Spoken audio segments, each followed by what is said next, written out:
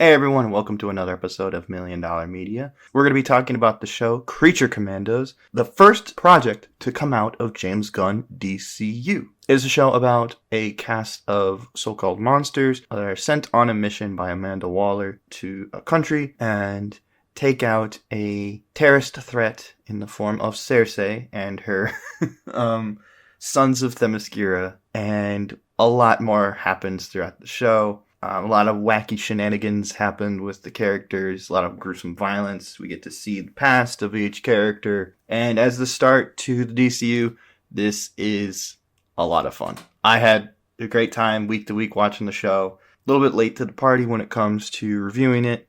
I got sick shortly after all of the other things we recorded, so this is a bit late. But nonetheless, we're going to still talk about it. I think one of the best things about the show is that each character is so fun and unique, and that you really enjoy the team as a whole and everybody on it. And that's the main reason you go see a James Gunn thing in general. All of his characters are so fun and unique, and his writing is very complimentary to a lot of these characters, and he loves weird freaks, and this show fits his style perfectly. I was actually really excited for this show in that it was a James Gunn thing, and I really like Guardians. I really like the Suicide Squad. When he announced his DCU lineup, and this was part of that, I was really excited because I was like, oh, cool. It's James Gunn getting to do a bunch of weird freaks again. And this time it's based off like Universal monsters and like a part of the DC universe that I haven't seen before. I'm not very familiar with the Creature Commandos from the comics.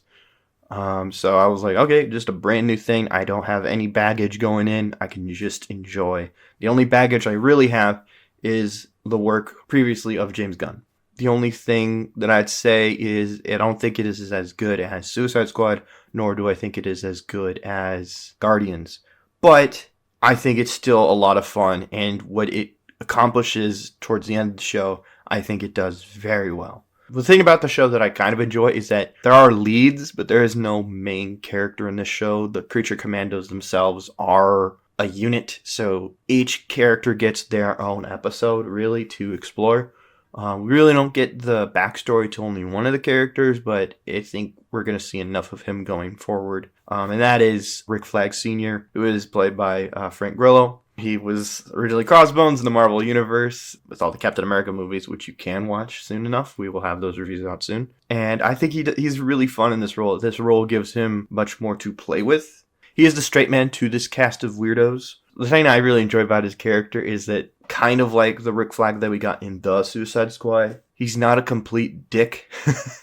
Like, he genuinely wants the betterment for his team. He doesn't want them to hate him, even though they are doing this against their will. Or he wants to run a good team, even though like all of them have their own wants and desires out of this mission. But halfway through the season, he goes on his own separate mission that was very interesting because it's part of this mystery going on in the show of like what's really going on with the princess and what's really going on with Amanda Waller and Cersei and all these different characters and magic being involved. And I thought that his character worked for all that, and that you understand why he's going on this mission and why he accompanies certain characters that we'll get into to help him along. I think one character we could call like the lead of the show is the bride, played by Indira Varma. She's no nonsense. The show literally calls her a bitch.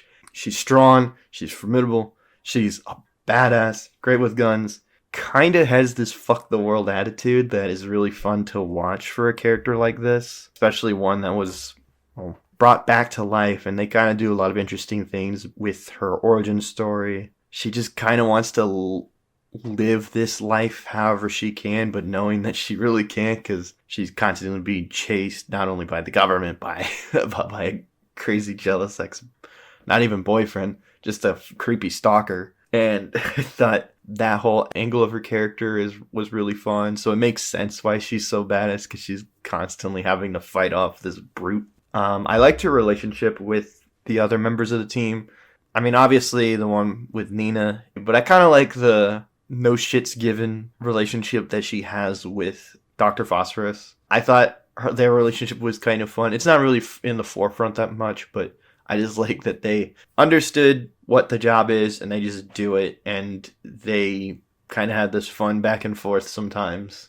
I don't know if it's respect. I think it's just more out of like wanting to get the job done as fast as possible, and they don't want to make it any longer. But I thought that was fun. But Dr. Phosphorus has probably been memed the most since this show has aired. I love his power. It's tragic how it happened and his whole backstory, but I really liked how they showed his power of just being able to like melt through anything if he wants to. Like the scene with the tanks, it's awesome. His fight scenes were always the ones that I was more impressed by, just because the animators just got to go wild with how violent they can make this character. But overall, I thought like his character, played by Alan Tudyk, was really fun for this show, and I like how he is a villain. Like, this is a group of villains, and he is one of them, and that he was a gangster in Gotham. Like, even though his origin is tragic, he did do violent and horrible things after that stuff, and the show doesn't sugarcoat that, in that, like, they don't ever forgive him for the things that he did afterwards, but they were just kind of like, he's just now part of the team. And he never really goes on a redemption arc, because that's not part of his story. The only thing that he really gets is like a moment of peace and a life that he used to have. But for the most part, he's just a crazed lunatic that they let off the leash and let him go off and, well, murder people for the sake of America, I guess. And another character that's kind of like that, and probably my favorite character in this show, was G.I. Robot, played by Sean Gunn. I loved this character. Ever since I saw the first image of this character, I knew that he was going to be my favorite. I love the retro bronze look of the character. I like that he's just a classic robot in World War II era military uniform. He's just got one goal, and he's dead set focused on it, and that is to kill Nazis. And as of recent events, I can agree with that. I think he's a fun character. It could have been a joke that could have gotten way out of control and become unfunny after like the 7th time they tell it, but they beat you over the head with the joke enough for it to be funny, but they don't do it too long for it to get annoying.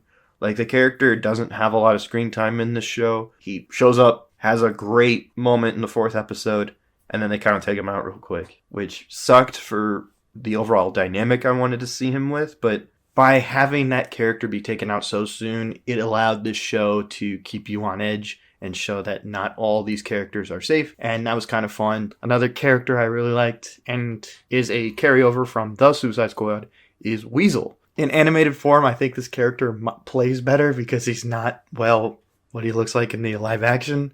But I also appreciate the backstory we get with the character in his own episode. I really thought that was like a nice little short story within this show that showed how tragic the character is, because if you know the backstory from what was said in The Suicide Squad, you find out in this show that's not the case. And yeah, I thought that episode was really well handled, and yeah, it makes me want to see Weasel more, even though I don't know what you can do with this character going forward. The last of the Creature Commandos I want to talk about is Nina Mazursky, just a very heartfelt, heartwarming character. She's a fish woman, and her backstory is probably the saddest backstory in the show. She was born human. She just had a rare birth defect where her lungs grew on the outside of her body, so she had to wear various devices, and then her dad mutated her into this weird fish woman, and then just trying to live in society as a fish woman didn't work out well, so she tried to just be free and be on her own. And that whole subplot with her dad was really sad, and for how much shit has happened to this character, for her to be that nice was just an interesting and like heartwarming thing throughout the show of just overall very mean characters. It was nice to have this one character that grounded the overall team together. Yeah, I liked the dynamic in the show, and ultimately where it happens to her character at the end of the show, I thought was really interesting, and I did not expect it. I think the one character I haven't talked about yet that steals the show for me every time he's on screen is Eric Frankenstein, played by David Harbour. It's such a fresh and unique take on the Frankenstein's monster, in that he is just a super stalker. that is constantly on the hunt for the bride. I thought that was just a fun but also twisted and weird dynamic for the character, and just to see him like interact with other characters and just being like, dude, you need to get over her. Like, she's not into you.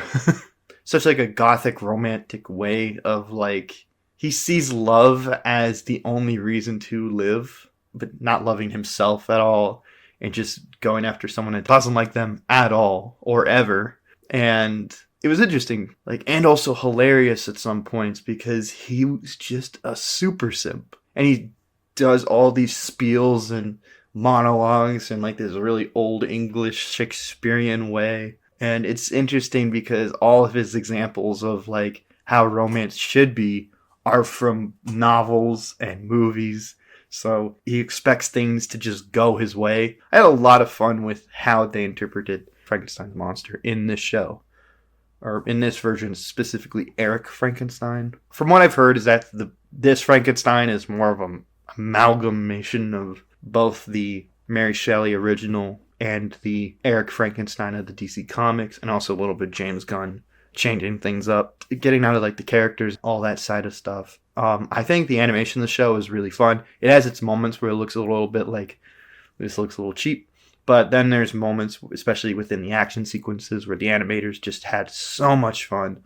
There's a fight with the bride and Cersei throughout Frankenstein's castle. That's awesome. There's a scene with Dr. Phosphorus fighting tanks that's really fun. Like, this whole show has this very European kind of style to it.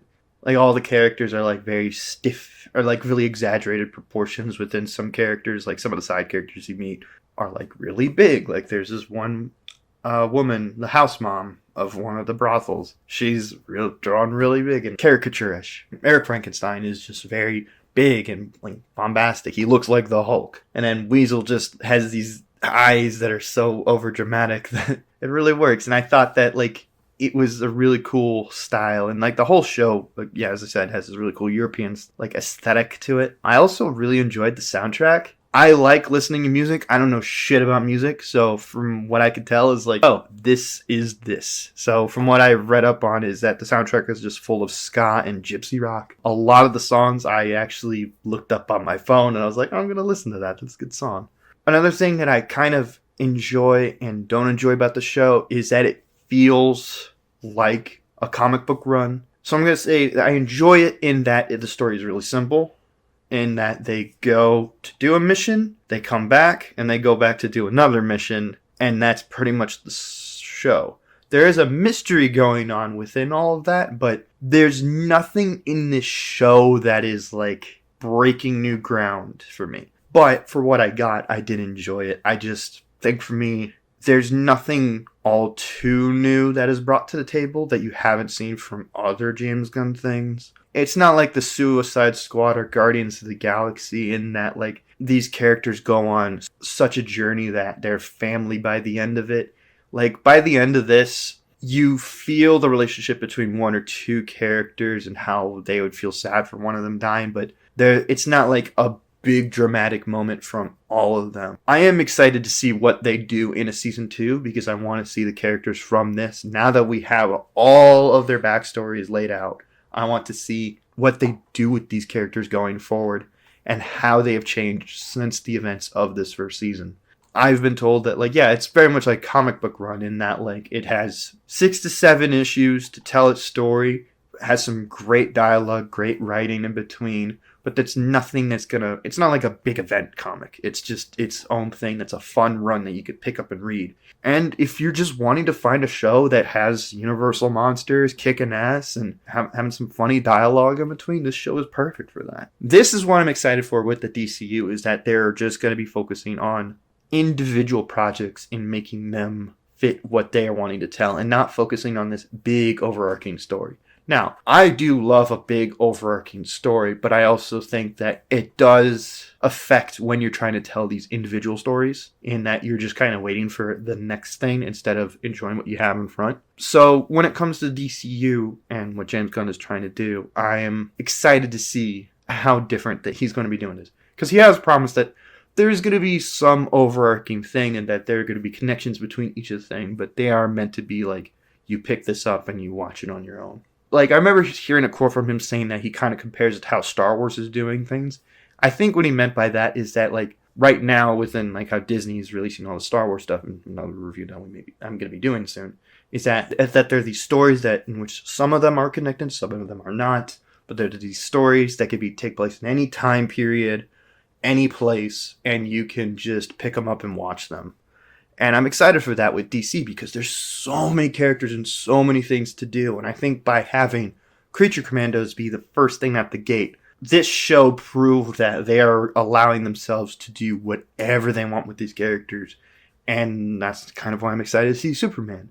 Setting your DC universe up with universal monsters and this bloody European gypsy rock awesome of a show just shows me that, like, yeah, we're punk.